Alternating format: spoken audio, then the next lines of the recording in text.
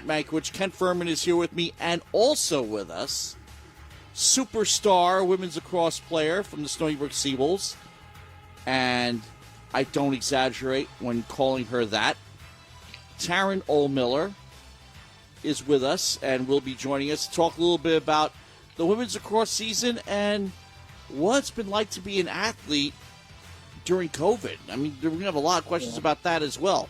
So, guys, I'm going to roll the ball out, and Ken, get it rolling. Yeah, so first off, our Spotlight Showcase here with Taryn Ohlmiller. Thank you so much for joining us here right there. Thanks for having me.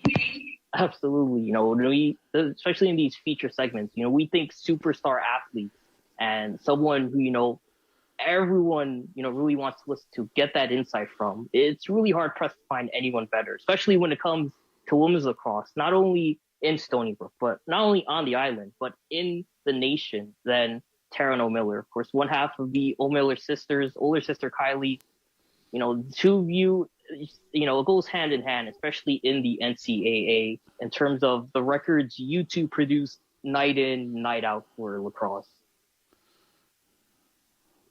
So first things first, just how's it going there? Sorry, what'd you say?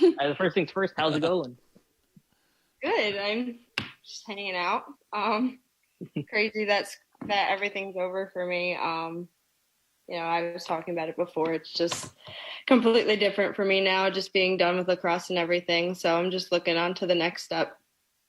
Yeah, it's unprecedented territory where for you, you've been doing this since at least high school, probably even before high school. Is that correct? Yeah, I started playing lacrosse in, I would say, like first or second grade. And I started doing like travel tournaments and everything in third grade. So I've been lacrosse nonstop since I was about 10 years old. So yeah, it's definitely a little different for me right now and something I have to start getting used to. Yeah. I have an interesting question here, though.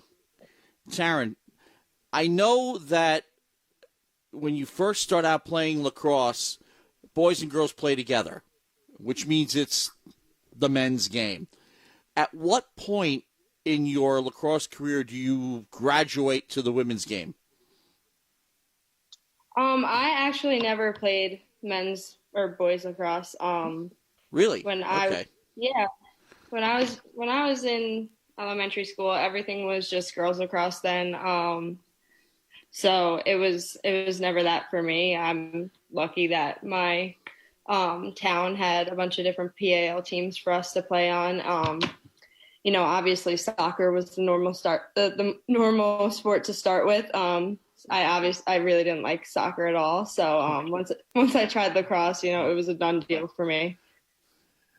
Yeah, and it's interesting because, again, a lot of our out-of-state listeners listen in like, well, that's crazy. Starting in first grade, as you said, having that women's program already instilled, because for a lot of other places, especially outside of Long Island, there really aren't a lot of opportunities like that, especially for, younger women, players trying to get into this game. So how important was it for you, and what did you really take from, again, having those programs there at a young age and really getting a quick grasp on the game of lacrosse?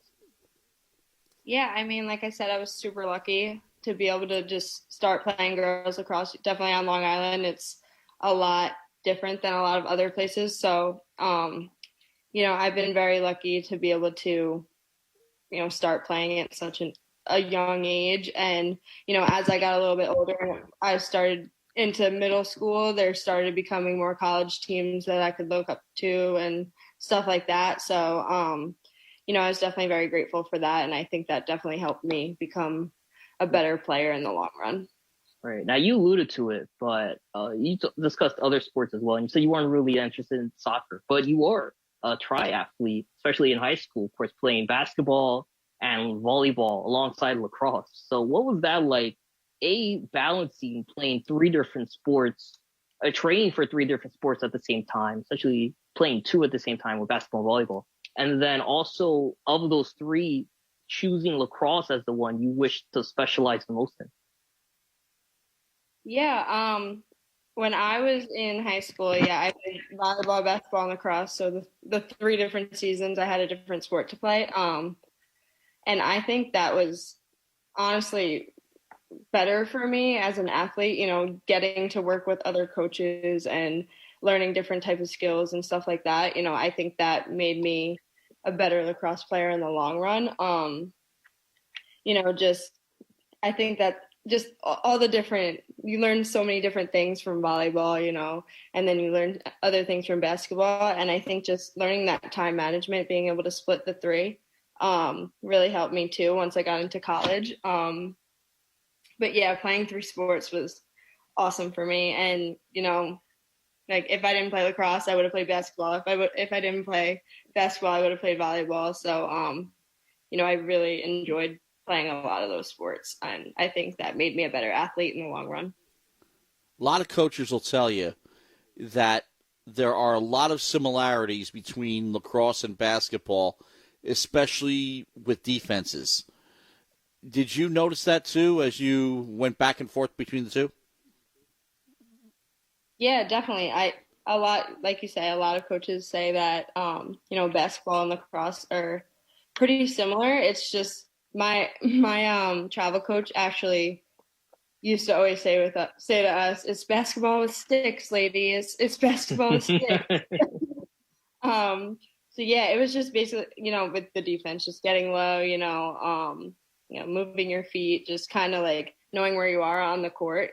Same thing as when you're playing lacrosse. Obviously, I never really was a defensive player, but in high school, I played midfield, so I did play defense a little bit. Wow. And I definitely think that translated for me, that basketball right into lacrosse. It was always just back and forth. No, I agree, and it really showed on the field as well. First off, you, especially Alec Kennedy, who we'll touch on further in a few minutes, but you two were always, it seemed like, the fastest players on the field, number one. It was like, never seemed like you two were tired. And again, the playmaking ability, especially from you, I have to assume you're a point guard when you're playing basketball, right? Because your playmaking ability and your passing ability especially was hands down the most incredible, at the very least I've seen in the NCAA throughout your career. Well, thank you for that. I actually was not a point guard in basketball. I was more of like a shooting guard. I just shot threes all the time.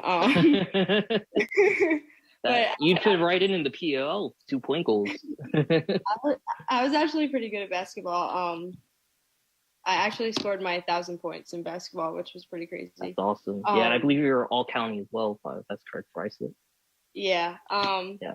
So that was pretty fun, but yeah, definitely, like you said, it always everything would just translate onto the lacrosse field for me. And, Kylie was actually a point guard when she played basketball. Wow. So she was more of she could not shoot at all. She always had to pass the ball. Well, speaking of her, I think the results really translated, again, whether it was on the hardwood or on the field. And then you two were just absolutely incredible, in your time in Stony Brook as well. What impact did playing alongside Kylie in high school and as well as in college have on you, not only coming to Stony Brook, but also forming the type of player you would become in those sports? Yeah, I mean, being able to play with Kylie, and we played all three sports in high school together, volleyball, basketball, and lacrosse. And, just everything in the backyard. She's my only sibling, so everything that we did sports-wise was together. Just playing everything. We've probably played every single sport in the backyard together when we were growing up.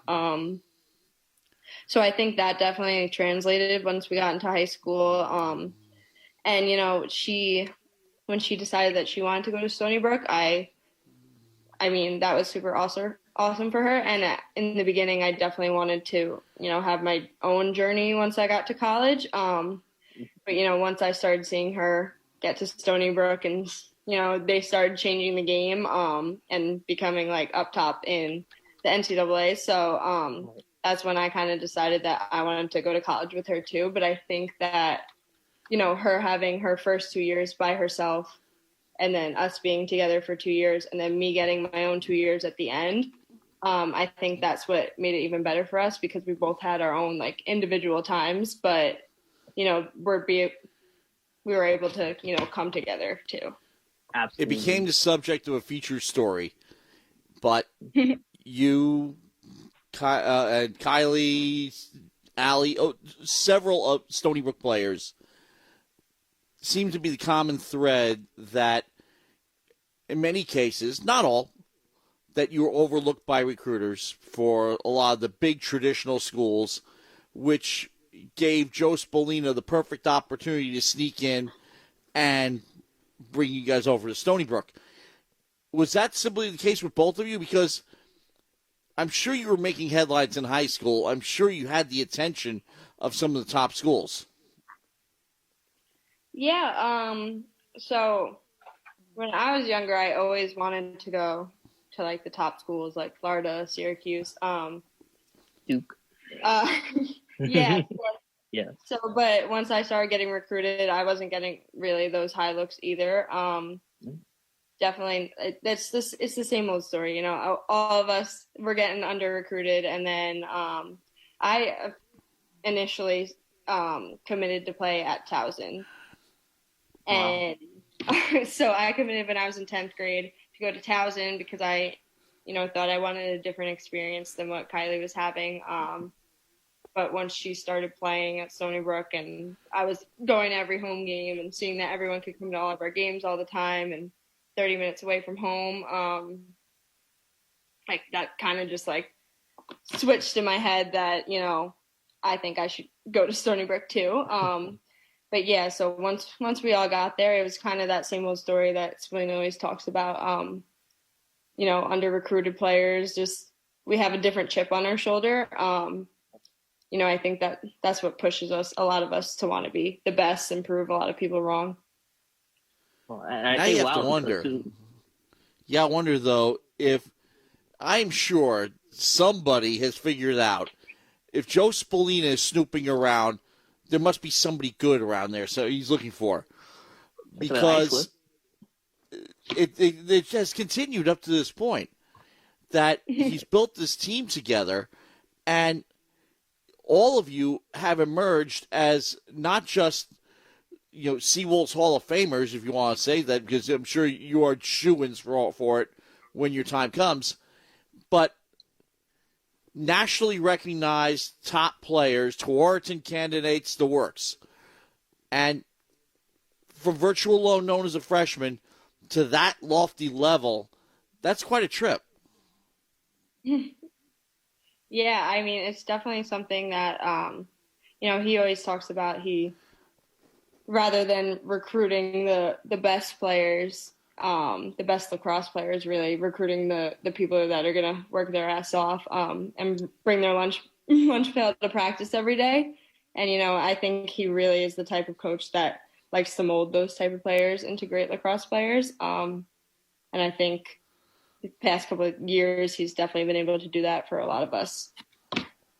Yeah, absolutely. And, with that, we take conversation kind of reflecting on this season, because that's a great example.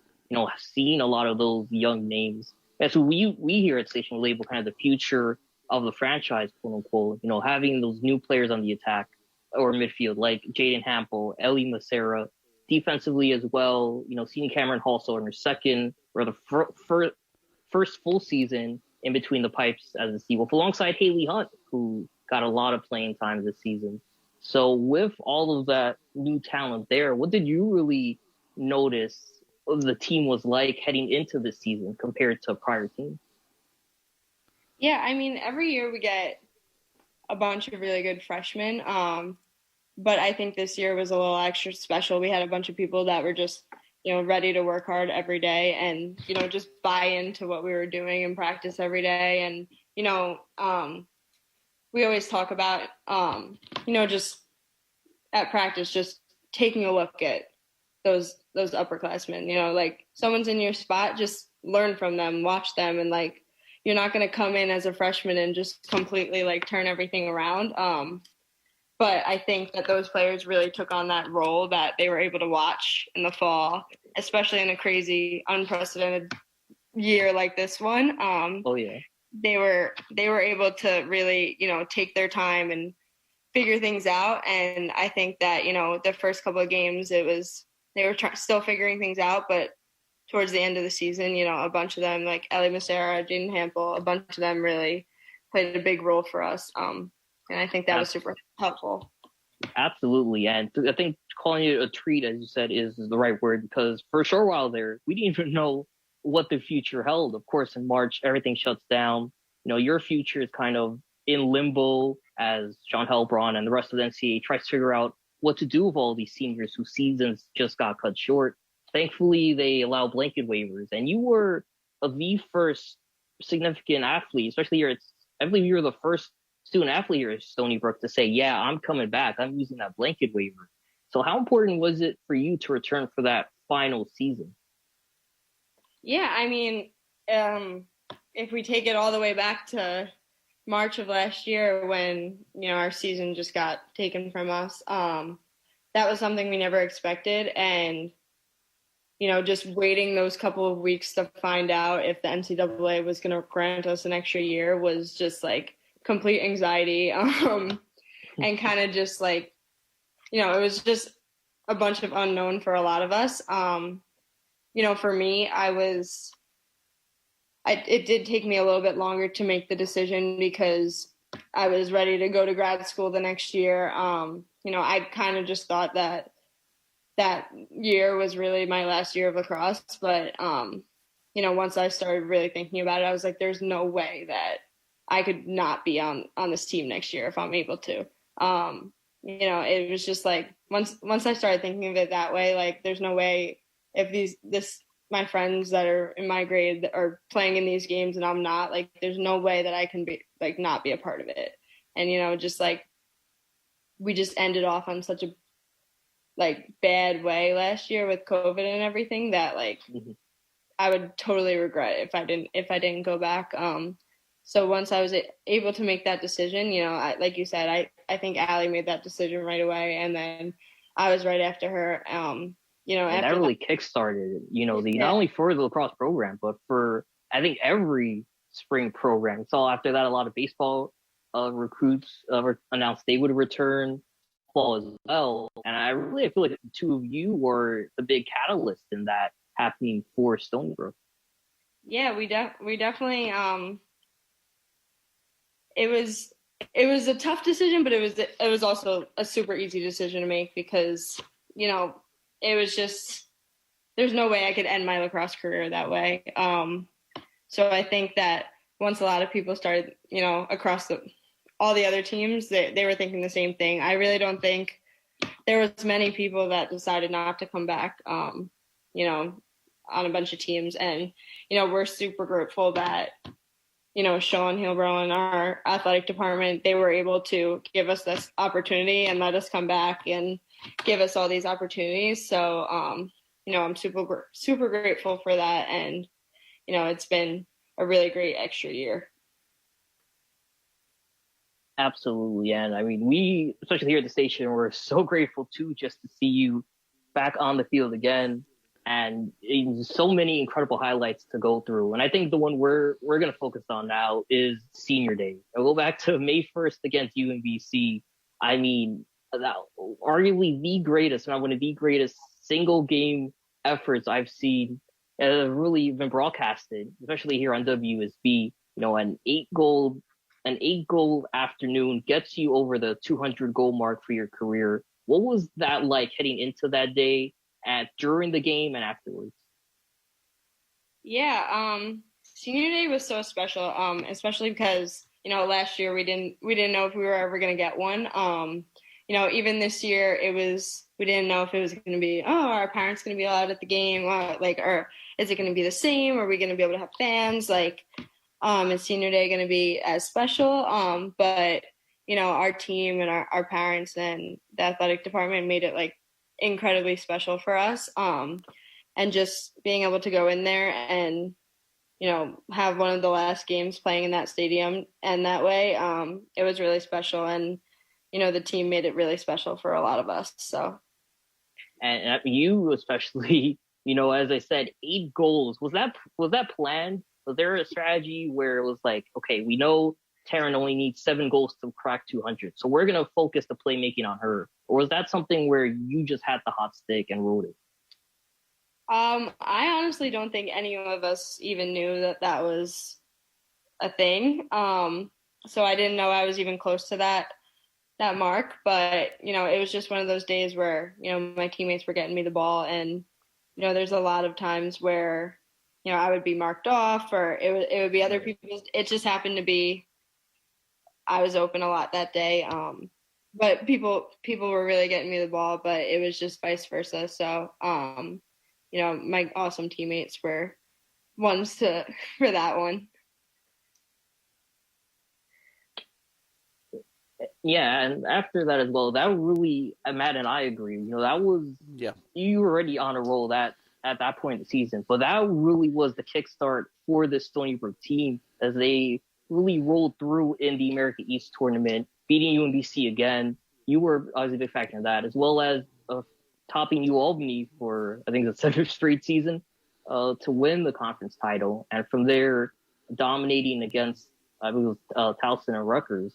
So. With that, with all of that, how were you able to, I guess, ride that momentum into the NCAA tournament, as well as really dominate against teams who strategized really hard to stop you in particular?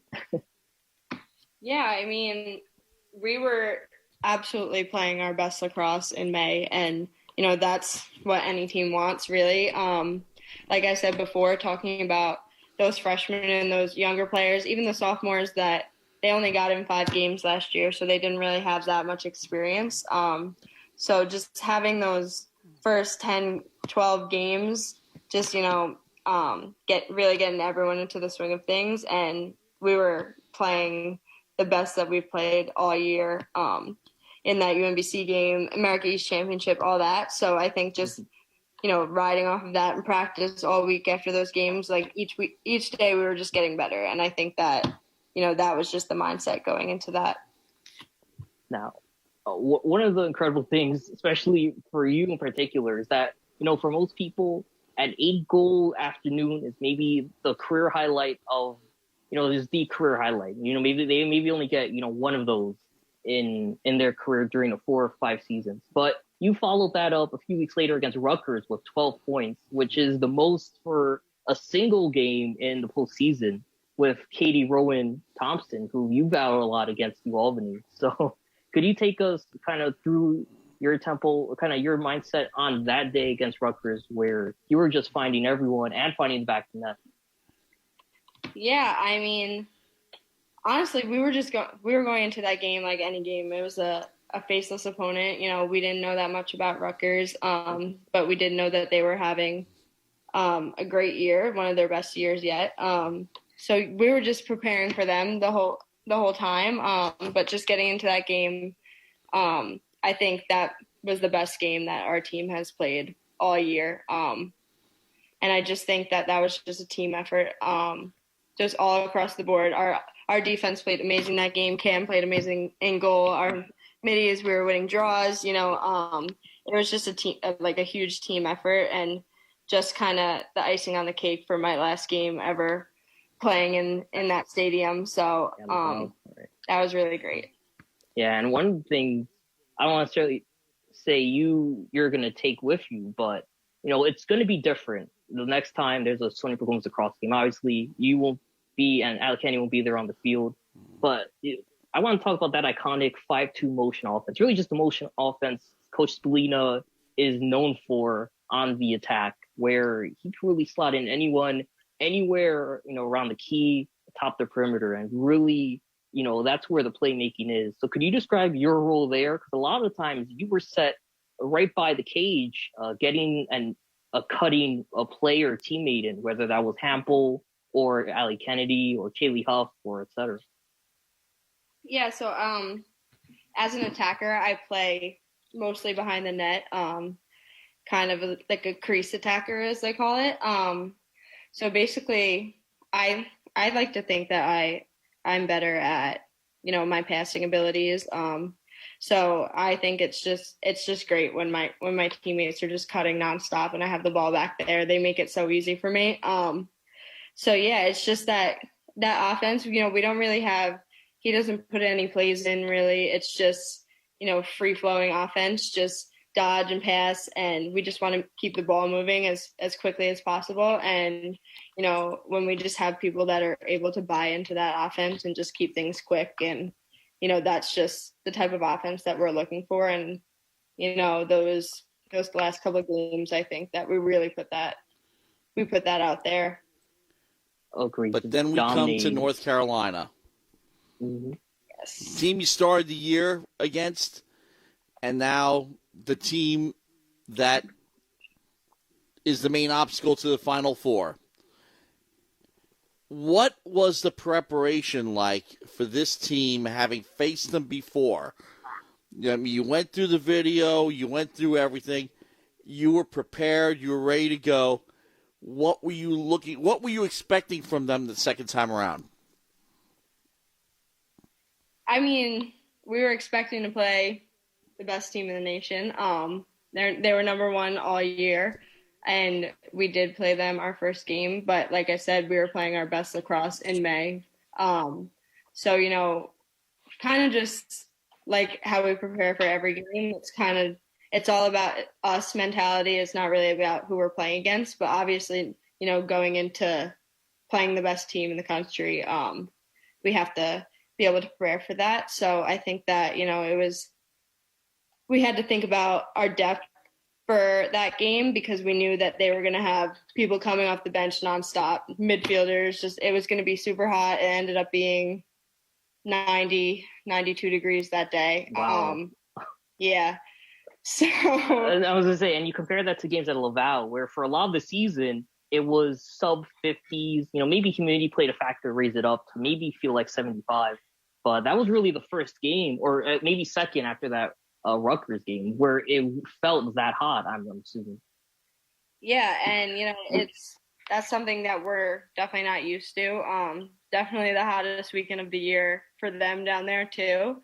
But, you know, like I said, they've got plenty of people coming off the bench, so we wanted to prepare for, you know, our middies were going to get tired, so we needed, you know, backup middies to be ready to play. And, you know, I think that we executed that pretty well.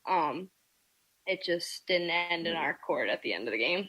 Yeah, and looking back at it, it was close, obviously, the entire game. And really, at the middle 30 minutes, Stony Brook was ahead, and you were responsible for the last 2 goals they scored. When you notice that scoring run, you know, Coach Spillane loves talking about stacking goals. We brought it up all broadcasts. You know, you got to stack goals, and set runs. So, you know, when you noticed that run was starting to close down, what were you kind of telling your teammates? How were you leading the team in that sense to try to keep it going? Yeah, I mean, we're definitely a type of team that once we get momentum, like, we're just going to keep running with it. So, you know, once our defense was playing sick that game. So, you know, we were kind of just, their energy was bringing over to us and on the offensive end and vice versa. So it was kind of just, let's just keep doing what we're doing. Like, we weren't really doing anything wrong, making any mistakes. We just wanted to keep rolling at that time and just kind of just get the ball as much as possible and just keep it away from them. So that was kind of our mindset then, because, you know, like I said, when they get the ball, they're gonna put it in the back of the net. So we just wanted to have as much possession time as possible, which I did think worked in our favor for most of the game. And, you know, those couple of runs really helped us out. And, you know, our defense was making crazy amount of stops in that game too. So, you know, it was just momentum from the bench, energy from the bench, everybody, you know, defense and offense everyone was just hyping each other up. So, it was just energy all over the place. Yeah, and again, that to me was the most entertaining, really up until the finals, the most entertaining game of the season, because while we obviously have praised you and Allie Kennedy as the 1-2, UNC had a great 1-2 in Jamie Ortega and Katie Hodge the whole season. And, you know, Ortega was the one who ultimately got that tying goal and really kicked off that run. But, you know, even in that sense, there are a lot of similarities there with UNC and Stony Brook. And that's something where at the start of the season, especially after that loss, I don't believe Stony Brook got the respect that they were due because of how they performed that first game. But can you talk about the growth and achievements you saw in this team from that first meeting and that last meeting?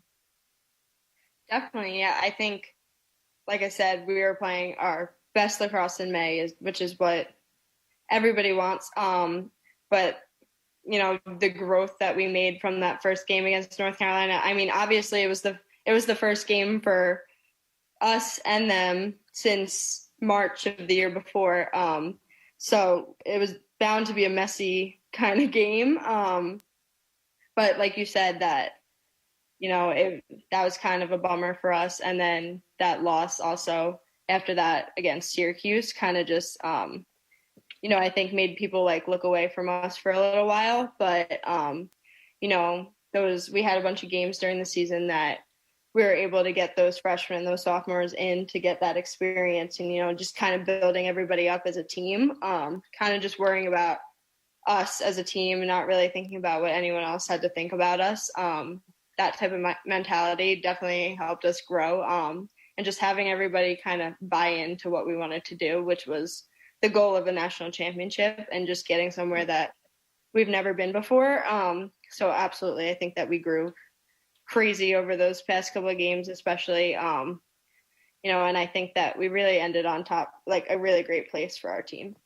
Yeah, and for that game too, looking further in the future, UNC ended up getting knocked out in the semifinals to the eventual champion Boston Eagles in 11-10 was that score, and then they ended up facing Syracuse and beating them. So what was it watching kind of those semifinals game? How do you think Boston was able to succeed against a tough UNC team and against another great offense in Syracuse?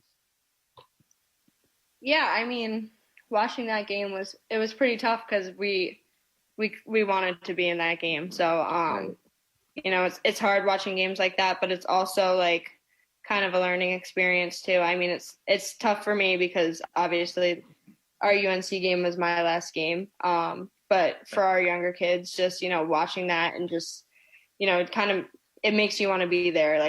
I was so jealous. We were too. We wanted to be there for sure. Yeah. And Zachy's not here, but he also traveled to UNC for that game, man. He was so bummed. So I'm just looking forward to the semifinals, finals. Stony Brook. Yeah. But just kind of watching it, BC just has an insane amount of threats on offense, and it wasn't just their Charlotte North just scoring all their goals. It was every single person on offense was a threat, and I think that's kind of how they beat their defense, and and BC's defense too. They were locked down on Hogue and Ortega, so I think that that really helped them out in the long run. But like I said, I wish we were the ones in that game. Agreed. Yeah, there was. Yeah, definitely. Yeah, agreed. And especially with the Tourathon Awards, that one going to Charlotte North. Yeah, definitely. She had an awesome year, so she definitely deserved that. Yeah, and we speak too about Syracuse just because the big report coming out, reported by Inside Lacrosse just a few hours ago, with John Desko retiring on the men's side. Syracuse women's head coach Gary Gates going to take over the men's team, leaving a hole on the women's side. What are your thoughts on that breaking news? Yeah, that came out today. Gary Gate going over to the men's team, which was super surprising, especially since Syracuse lost in the national championship less than a week ago. So, or a week ago today. So I think that's a pretty quick turnaround. But it's also something that's not fully surprising because, that's Gary Gates' bread and butter. So, he definitely always wanted to be that coach of his old team. He made Syracuse men's lacrosse the team that they are. So it's definitely different, and I'm intrigued to find out who's going to be that next Syracuse girls coach. Yeah, Matt and I were discussing it, and one of the names that came up amongst the top lacrosse analysts was, of course, Joe Scalina. And we know, how indebted he is to Stony Brook, how much Stony Brook is indebted to him. I think they respect whatever decision he makes. But what were your thoughts on that, where a lot of the top names from who people want to see fill that hole is the current Stony Brook women's coach?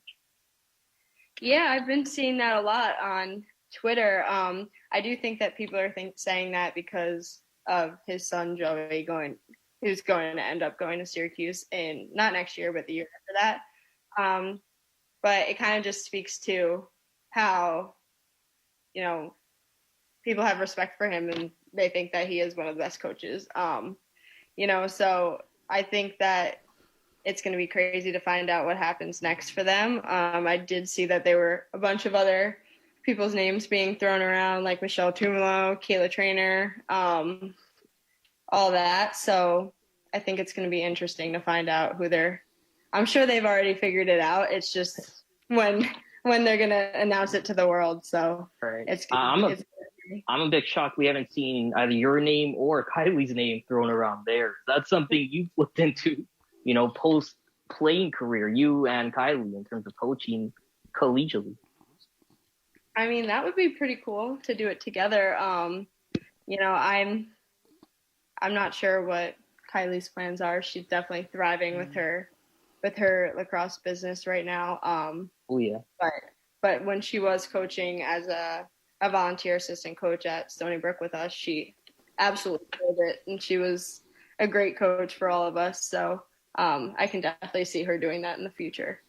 I mean, I can see a family tree building up here. You know how a lot of the top assistants, like Mike Krzyzewski's top assistants, all wind up in head coaching jobs. Why not? I mean, it'd be great for you. But I want to ask this question because this was something that we were reflecting about the day after your loss to North Carolina in the NCAA, that after coming back for the extra year, obviously you had your eyes on a much bigger prize. You came back to win it all. And the fact that you were not able to do that, how disappointing was that for you and everybody who came back? Yeah, I mean, it's super disappointing for us every year that we lose in the last round. But every year it's kind of, the seniors or the people that are the most upset. And, it's not something that you really feel like until, you're there. So just even with that extra year coming back, a full another year of playing on this old body, I think it was even more just disappointing, and because that's what we were chasing my whole time that I was playing at Stony Brook. We were chasing a national championship, and even just getting to that Final Four, which is something that we haven't done yet. And, so many times we have been so close, which is, it's just so upsetting. And, especially after playing that number one team in the country of UNC, we tasted it. We had them beat for almost all of that game, and just those last couple of minutes really losing that game, I think that, it was kind of devastating. And just, like I said before, watching that Final Four game, I was so jealous and just really wish that, it was our Stony Brook team playing there, because I think we would have killed it, as a team. And just something that is really sad that we haven't gotten there before, but I'm super grateful that we were even able to make it so far in the NCAAs each year I was there, which was always a great experience for me. Speaking of which, go back a couple of years, and that game against Maryland, where Allie gets 2 yellow cards. And compare that with this one. This one, I think you can be satisfied in that you left it out there. That one, again, I'm saying it from a reporter and a fan's point of view, I think you got shortchanged. But this one, I think you guys gave your best effort. Yeah, that was it 2 years ago, 3 years ago when we played Maryland, and Allie got those 2 yellow cards right in the beginning of the game.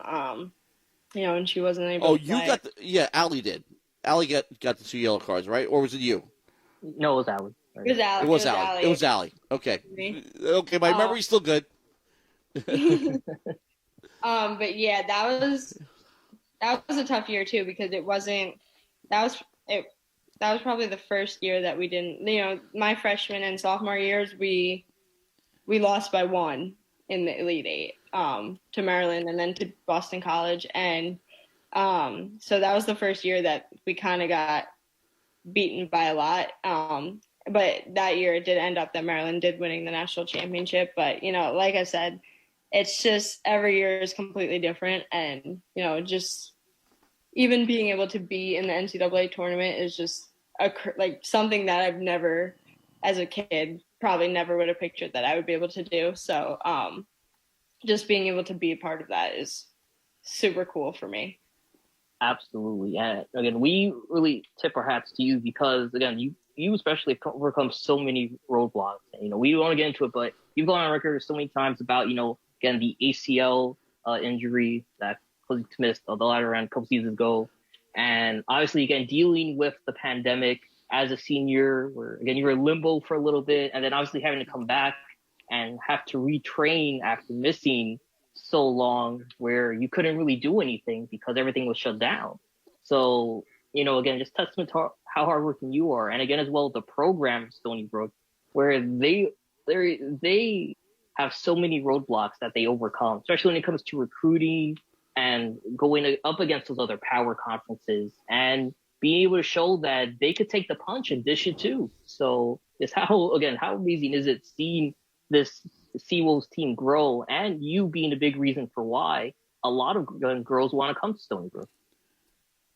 Yeah, absolutely. I think that just kind of bringing it back to the whole recruiting now, when I was being recruited, and Coach Splina talks about this all the time, that, they back then they kind of had to sell themselves for their recruits. They had to make it so like the recruits wanted to come to Stony Brook, but now all the recruits want to come to Stony Brook without, all that extra stuff, that just because they see that we're being respected and, we're up there with those top teams and we're making it to the Elite Eight every year and all that stuff. And, I think that a lot of people are now buying into that whole, a bunch of Long Island kids, oh, I could stay home and play for a top 10 team in the country and 30 minutes away from my house. That sounds great. So I think that, just adding on to that is just being a part of a team that, is just growing each year and more people want to be a part of it. I think that, that's makes it even better. Yeah, and how much respect do you get from your fellow Seawolves athletes in other sports? I'm sure they look at what you have done, you personally and also the whole team, you've done over these past few years. You've gone deeper into tournaments than anyone. You're consistently in it every year. And they have to look at your team as something to aspire to. And you're getting the whole university national recognition. What kind of a swagger, I guess, is the best way to describe it, does your team now have as a result of that? Yeah, I mean, at Stony Brook, we have so many teams that support us. We have people from different teams in our stands watching us all the time, and it's kind of vice versa. We go and watch them and support them too.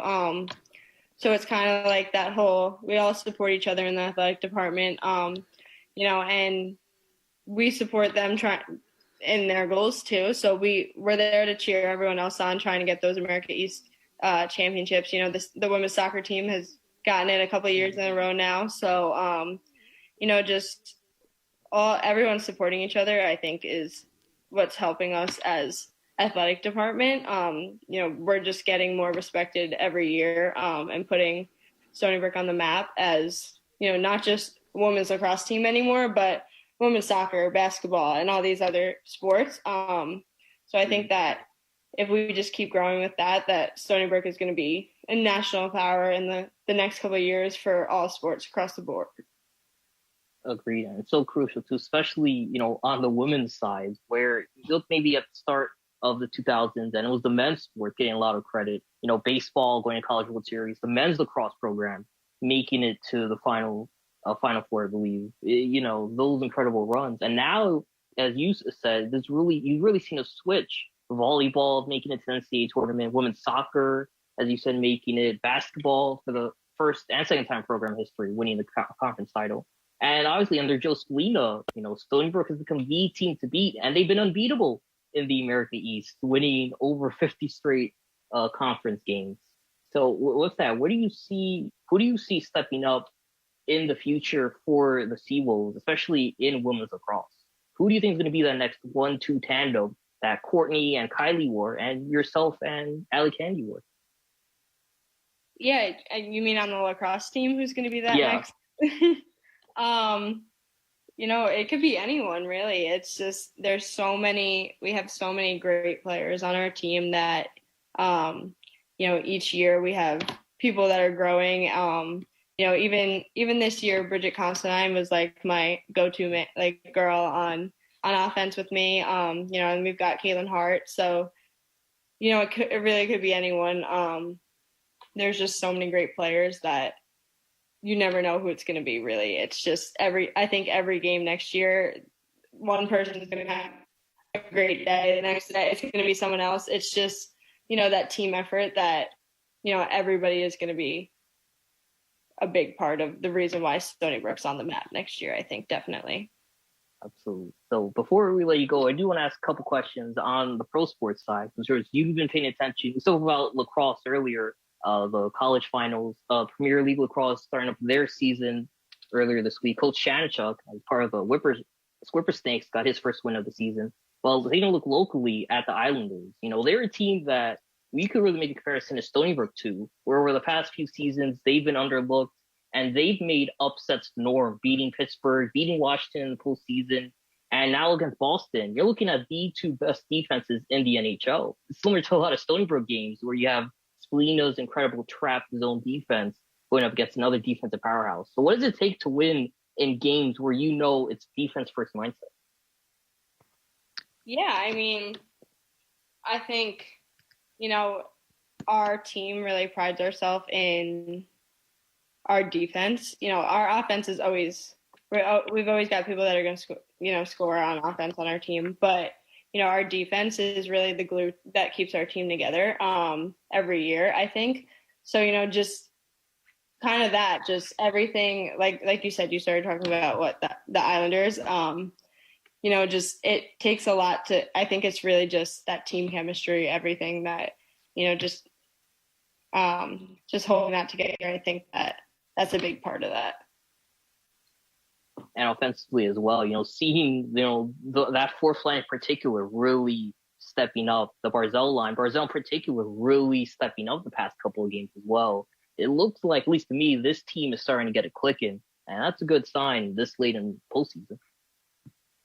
Yeah, I've been a big Islander fan my whole life. So, just even last year and this year, just watching them play in the playoffs has been super cool. And, watching Barzell is really, he's complete the offensive player. He's super creative. And I think that, me and my sister, we're like that with lacrosse too. So just watching people like that and on the pro level and in different sports too, just like being able to bring that from different sports and just watching that, it's super exciting. And just being able to watch the Islanders, it's so close to home for us and for me, them playing in the Coliseum and everything is so cool. And, I'm really excited to watch that. Oh, absolutely. So are we. Again, it's so exciting. And they're going to have at least one more game at the barn. We're hoping they're going to have another series or two after that as well. Definitely. And before we let you go, finally, just what's next on the horizon for you collegially? Your athletic career is done, but we know you're going back to school. Yeah, my athletic career is over, which is super sad for me because that's been my whole life. So it's definitely going to be a different adjustment for me. But yeah, like you said, in the fall, I'm going back to school again for a master's in elementary education. So that's going to be the next step for me, becoming a teacher. And hopefully I will start coaching at a school too. High school, I definitely want to stay on Long Island. So, I'll definitely be around, and that's the next step for me. Absolutely. I think speak for everyone where we say we're honored for you, not only being here, but also, again, wanting to stay on the island. We know lacrosse as a hotbed. We know Long Island is really becoming that hotbed for lacrosse. And obviously having you staying here and, again, as you said, wanting to take the next step to coach the next generation of future star athletes. I mean, it does nothing but strengthen that, at least in my opinion, I don't know if this is yours, that Long Island is the best place for lacrosse in the nation. Definitely. Long Island is definitely the place to be for lacrosse. It's breeding so many lacrosse players. It's crazy. And then it's really growing elsewhere too. I know my sister sees a lot of it. She's traveling across the country, you know, putting on clinics for girls in Minnesota and Texas and things like that. So just being able to watch the sport grow, I think is really exciting. And I just think it's just going to keep getting even bigger. Absolutely. And again, I think speak for Matt and everyone, we really couldn't ask for two better representatives for the game of lacrosse than Kylie and obviously yourself. Two of the best playmakers to ever do it on the field. Really, it goes for any sport, but especially in lacrosse. So thank you so much for taking the time out to chat with us today. We really appreciate it. Thanks, guys. It was really awesome talking to you. Thank you.